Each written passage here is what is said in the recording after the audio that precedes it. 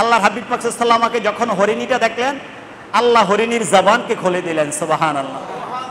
হরিণী আল্লাহর হাবিবের সাথে বিশুদ্ধ আরবি ভাষায় কথা বলতে লাগলেন, ইয়া রাসূলুল্লাহ, আমাকে তারা শিকার করে এখানে এনে তারা তাঁবুর খুঁটির সাথে আমাকে বেঁধে রেখেছে। ইয়া রাসূলুল্লাহ, আপনি তো রহমতের নবী, আমার দুইটি ছোট্ট ছোট্ট বাচ্চা আছে, তারা দুধ পান করে, তারা তো আজকে আমি তাদেরকে দুধ পান করাতে পারি নাই, তারা তো কষ্ট পাচ্ছে। ইয়া রাসূলুল্লাহ, আপনি যদি আমার বাঁধনকে খুলে দেন, আমি ওয়াদা করছি আমি সেখানে গিয়ে তাদেরকে দুধ পান করিয়ে আমি আবার আপনার কাছে চলে আসব। আমাকে শুধু একটু সুযোগ করে দেন, আমি দুধ পান করাতে যেতে চাই। সুবহানাল্লাহ। আহা, এই আবদার কার কাছে করবে? হরিণীর জবান যদি আল্লাহ আগেই খুলে দিত, আর হরিণী যদি যারা স্বীকার করেছে তাদের কাছে আবদার করত, তাদের দিলে তো রহমত আসতো না। কারণ আল্লাহ তো তাদের মধ্যে এইরকম রহমত দেয় নাই। এইরকম রহমত তো একজনের অন্তরে আসবে। পশু পাখির অত্যাচারে তো একজনই তাদেরকে সহায়তা করবেন, তিনি হচ্ছেন ওমা আরসালনাকা ইল্লা রাহমাতাল লিল আলামিন। এই জন্য হাবিব মুস্তাফা সাল্লাল্লাহু আলাইহি সাল্লামের দরবারে হরিণী আরজ করলেন, ইয়া রাসূলুল্লাহ, আমার বাতটা খুলে দেন। আল্লাহর হাবিব পাক সাল্লাল্লাহু আলাইহি ওয়া আলিহি ওয়াসাল্লাম তিনি আওয়াজ করলেন, আইনা সাহিবু হাযিহি, কে আছো তোমাদের মধ্যে এই হরিণীকে শিকার করে এখানে এনে বেঁধে রেখেছো? ফাকাল আল কওমু নাহনু ইয়া রাসূলুল্লাহ, তারা জবাব দিল, ইয়া রাসূলুল্লাহ, আমরা এখানে বেঁধে রেখেছি, আমরা হরিণীটাকে শিকার করেছি। আল্লাহর হাবিব পাক সাল্লাল্লাহু আলাইহি ওয়াসাল্লাম তাদেরকে বললেন, খাল্লু আনহা হাত্তা তাতিয়া খাশাফাহা তুরদিআহা ওয়া তারজি ইলাইকুম, যে আল্লাহর ওয়াস্তে তোমরা এই হরিণীর বাঁধনটাকে খুলে দাও। হরিণীটা সে তার সন্তানদের কাছে গিয়ে তাদেরকে দুধ পান করাবে, দুধ পান করিয়ে আবার এখানে চলে আসবে।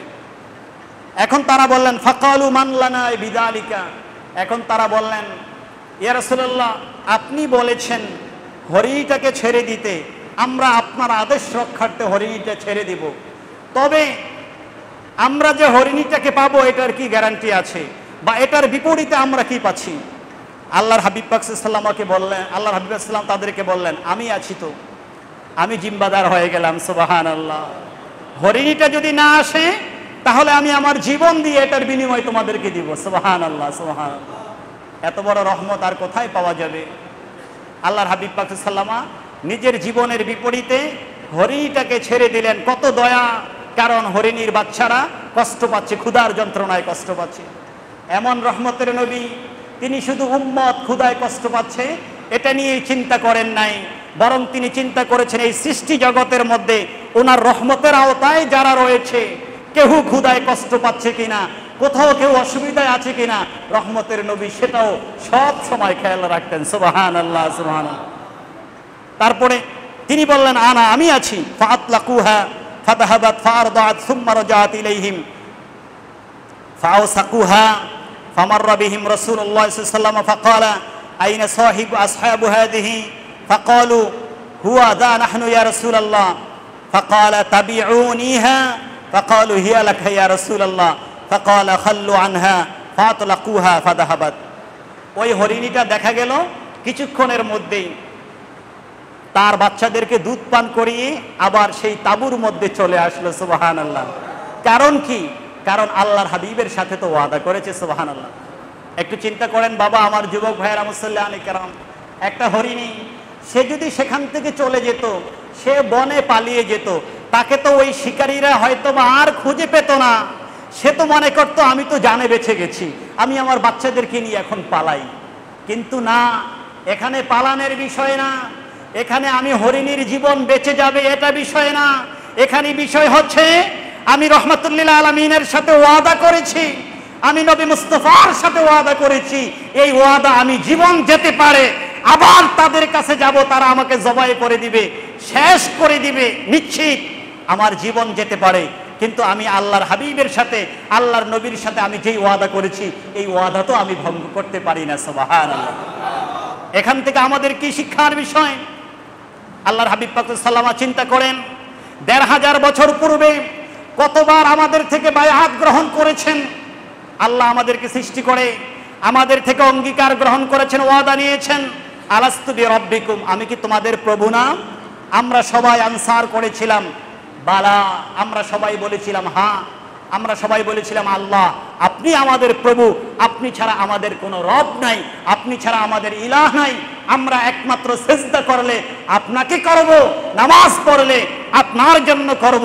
ইন্না সলাতি ওয়া নুসুকি ওয়া মাহইয়ায়া ওয়া মামাতি লিল্লাহি রাব্বিল আলামিন, আমার নামাজ শুধুমাত্র একমাত্র আল্লাহর জন্য, আমার রোজা শুধুমাত্র একমাত্র রবের জন্য, আমার হজ, আমার যাকাত, আমার কুরবানি, আমার সব কিছু শুধুমাত্র যার জন্য, তিনি হচ্ছেন রব্বুল আলামিন। সুবহানাল্লাহ।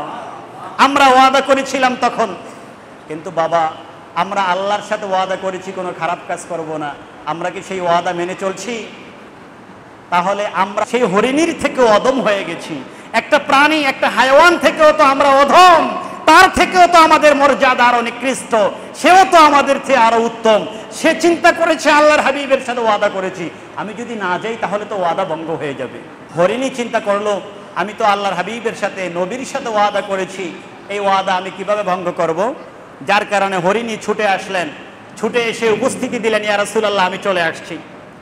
তারপরে আল্লাহর হাবিব হরিণীকে তাদের কাছে হস্তান্তর করলেন, নাও তোমাদের কাছে হরিণী চলে আসছে, সে তার ওয়াদা রক্ষা করেছে। তারা হরিণীকে বেঁধে রাখলেন। আল্লাহর হাবিব পাক সাল্লাল্লাহু তিনি ওনার কাজে চলে গেলেন। তিনি আবার যখন সেই রাস্তা দিয়ে ফিরছেন, আবারও দেখছেন হরিণীটা আগের মতোই সেখানে বাঁধা অবস্থায় আছে। রহমতের নবী এখন আর সহ্য করতে পারলেন না, এই হরিণী তো বাঁধা অবস্থায় থাকবে না, সে তো মুক্ত, সে তো মুক্ত মনে তার বাচ্চাদেরকে নিয়ে বনের মধ্যে, জঙ্গলের মধ্যে বেড়াবে, বাচ্চাদেরকে খাওয়াবে, নিজেও খাবে, আর এখানে তাকে বেঁধে রাখা হয়েছে। আল্লাহ রাব্বুল পাক সাল্লাল্লাহু তাদেরকে প্রস্তাব দিলেন, শোনো আমি এই হরিণীকে কিনতে চাই, তোমরা কি আমার কাছে এই হরিণীকে বিক্রি করবে? তারা বললেন, ইয়া রাসূলুল্লাহ আপনি চান এটা, আমরা বিক্রি করব না, ইয়া রাসূলুল্লাহ আপনার কদম মোবারকে হরিণীকে উৎসর্গ করে দিলাম। সুবহানাল্লাহ। এখন আপনারা বলেন তো আল্লাহর হাবিব হরিণীকে পেয়ে কি করবেন? তিনি কি আবার বেঁধে রাখবেন নাকি ঘরে নিয়ে যাবেন আনন্দ করার জন্য? না, রহমতের নবী এই জন্য হরিণীকে চেয়েছেন, কারণ হরিণীকে তিনি ক্রয় করে মুক্ত করে দিবেন, মুক্ত বাতাসে, মুক্ত আলোতে বাচ্চাদেরকে নিয়ে ঘোরাফেরা করবে, আল্লাহর হাবিব পাক সাল্লাল্লাহু আলাইহি রহমত পরিপূর্ণভাবে পাবে। এই জন্য আল্লাহর হাবিব পাক সাল্লাল্লাহু আলাইহি তাদের থেকে যখন হরিণীটা গ্রহণ করলেন, হরিণীটা গ্রহণ করে আল্লাহর হাবিব হরিণীটাকে আজাদ করে দিলেন, যাও বাচ্চাদের কাছে যাও, বাচ্চাদের কাছে গিয়ে আনন্দ করো। সুবহানাল্লাহ, সুবহানাল্লাহ।